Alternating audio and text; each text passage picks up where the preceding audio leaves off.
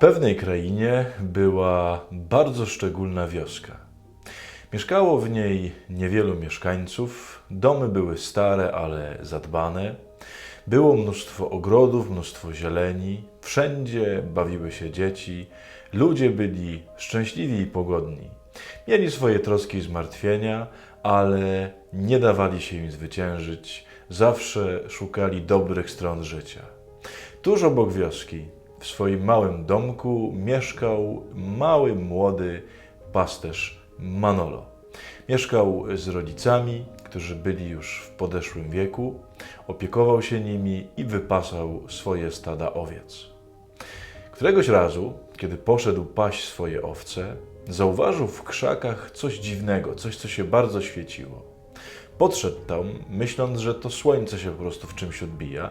Tak rzeczywiście było, ale nie spodziewał się, że będzie to niezwykła, magiczna, jaśniejąca kula. Wziął ją w ręce, zaczął się jej przyglądać z uwagą i z zaciekawieniem, aż nagle usłyszał delikatny i cichy szept. Powiedz, czego chcesz, spełnię Twoje życzenie. Chłopiec zdumiał się i zaczął myśleć. Przypomniało mu się, że zawsze, kiedy usypiała go jego opiekunka, to zawsze śniło mu się, że lata. I to było jedno z jego największych marzeń. Już miał powiedzieć, że chciałby latać, ale pomyślał, może to nie jest moje największe marzenie, może muszę jeszcze poszukać. Usiadł więc z tą kulą i przez kilka godzin, pasąc swoje owce, myślał o tym, czego najbardziej pragnie i o co mógłby poprosić. Do wieczora nie udało mu się tego wymyślić.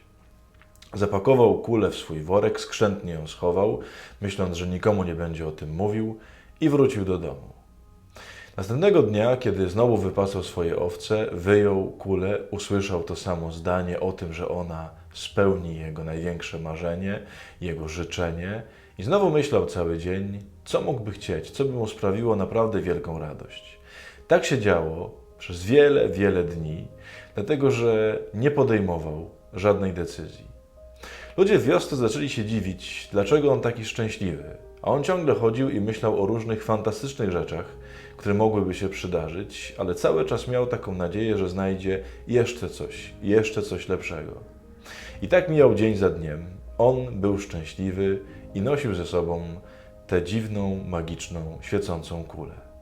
Któregoś razu jakieś małe dziecko z wioski postanowiło podpatrzeć tego pastuszka w trakcie jego pracy, zaciekawione tym, że on ciągle taki szczęśliwy. Poszło i przyglądało się, aż zobaczyło, kiedy Manolo wyciąga tę kulę i zaczyna z nią po cichu rozmawiać, marzyć, mówić o swoich różnych życzeniach, ale żadnego nie wypowiadając. Kiedy na chwilę Manolo przysnął, w ciągu dnia odpoczywając, chłopak zabrał mu tę kulę i uciekł z nią do wioski, pokazując wszystkim i mówiąc, że pewnie właśnie dlatego Manolo jest taki szczęśliwy, bo ma taką niezwykłą kulę. Każdy, kto brał tę kulę do rąk, usłyszał to samo zdanie. Spełnię Twoje największe marzenie.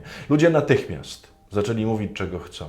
Wielkich pałacy, wielkich skrzyń pełnych złota, klejnotów, niezwykłych domów, wyposażenia, sukien itd., itd.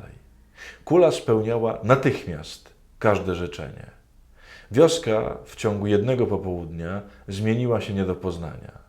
Nie było już żadnych ogrodów, nie było zieleni, bo nikt nie pomyślał o tym, żeby chciał coś takiego. Cała wioska była zabudowana wielkimi posiadłościami, złotem, perłami, drogocennymi kamieniami. W każdym domu siedział człowiek, ciesząc się z tego, co ma, a jednocześnie zazdroszcząc sąsiadowi, który wydawało się ma coś jeszcze lepszego. Tak mijały dnie i tygodnie, w wiosce robiło się coraz smutniej, dzieci się już nie bawiły, bo nie miały gdzie. Było cicho, było smutno, było zazdrośnie. Nikt już nie wiedział, co to znaczy szczęście.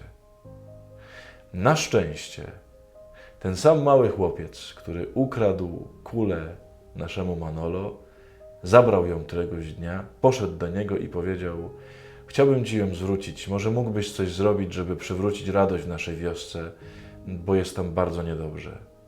Manolo chwilę pomyślał, dotknął kuli i powiedział swoje życzenie.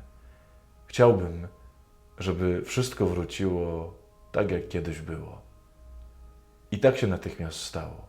Wioska znowu stała się szczęśliwa, wszystko się zazieleniło, było mnóstwo parków, dzieciaki biegały, wszyscy byli szczęśliwi, mieli trochę różnych kłopotów, ale nie dawali wygrać złu w ich życiu, chcieli być szczęśliwi. Manolo był szczęśliwy do końca swoich dni. Moi drodzy, można by oczywiście wysnuć z tej bajki zły wniosek, że człowiek nie umie się zdecydować, że ciągle odwleka jakieś wielkie marzenia.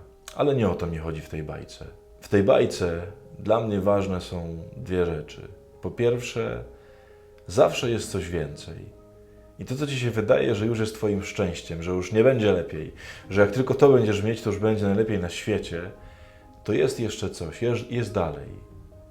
Może warto poczekać, może warto nie zachłysnąć się i nie najeść się tym, co nam się wydaje, że już będzie naszym szczęściem. A po drugie, i to myślę w ogóle bardzo ważne, nie warto być łapczywym i nie warto myśleć tylko o sobie, bo jak się okazało, największym szczęściem było życzenie, aby wszystko wróciło dla innych do dawnego, dobrego sposobu życia. Manolo w tym znalazł swoje szczęście, że nie szukał siebie, tylko poszukał szczęścia dla innych.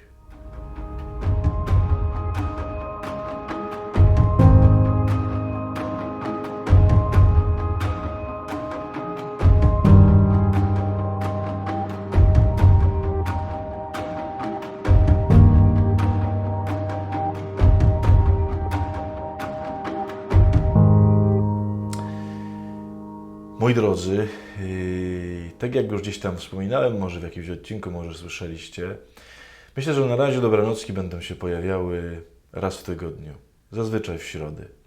Jeżeli czasem coś mi do głowy przyjdzie i ona się pojawi może gdzieś tam częściej z jakiejś specjalnej okazji, to będzie, ale generalnie raz w tygodniu. Mam nadzieję, że w ten sposób będzie na to czekać, że nie będzie za dużo ani za mało, że będzie wytęsknione i że da Wam to jakąś radość. Serdecznie Was pozdrawiam, śpijcie dobrze, dobranoc.